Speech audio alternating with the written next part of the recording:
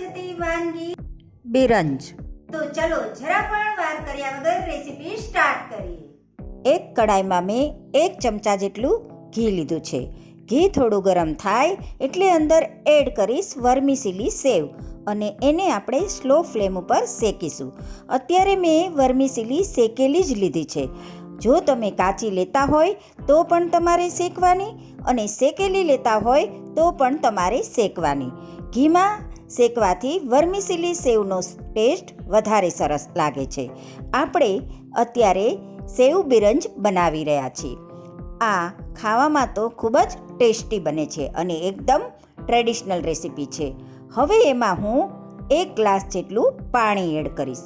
જો તમારી સેવ 1 કટોરી હોય તો પાણી તમારે 1 ગ્લાસ લેવાનું છે. એટલે કે 50 ગ્રામ સેવ હોય તો તમારે 200 ml પાણી લેવાનું છે. પાણીનું પ્રમાણ વધારે ન હોવું જોઈએ, નહીંતર બિરંજ ચીકણી બની જશે.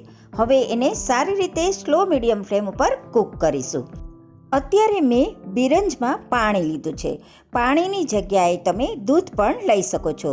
જો તમે બિરંજમાં દૂધ વાપરતા હોય તો તમારે બિરંજ એક જ દિવસમાં વાપરી લેવાની છે.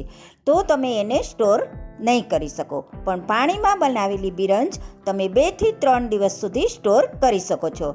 પાણી બધું બળી જાય બિરંજને કૂક કરવાની છે. હવે અંદર 3 ચમચી જેટલી ખાંડ એડ કરીશ. ખાંડની જગ્યાએ તમે ગોળનો પણ ઉપયોગ કરી શકો છો. અત્યારે બિરંજમાં હું ડાયરેક્ટ ખાંડ એડ કરી રહી છું. ઘણા લોકો પાણી નાખીને પણ ખાંડ એડ કરે છે, પણ એ થોડી ચીકણી બનશે. હવે અંદર 2 ચમચી જેટલા કાજુ બદામના કટકા એડ કર્યા છે અને અડધી ચમચી જેટલો એલાયચી પાવડર એડ કર્યો છે અને એને પણ સારી રીતે હલાવી મિક્સ કરી લઈશું.